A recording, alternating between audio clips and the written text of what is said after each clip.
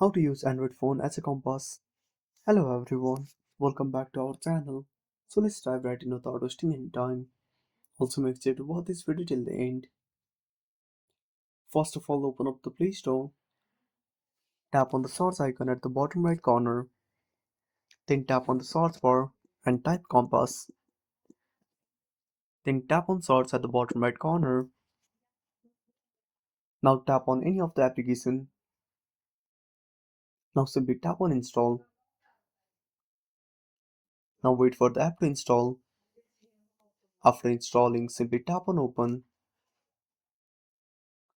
Now wait for some time. Now select a language and tap on next. Now skip the ad. Now give the permissions. Now tap on allow. Now enable the location. Now your phone can be used as a compass. And that's it. Thanks for watching. Make sure to subscribe our channel and hit the bell icon. See you in the next video.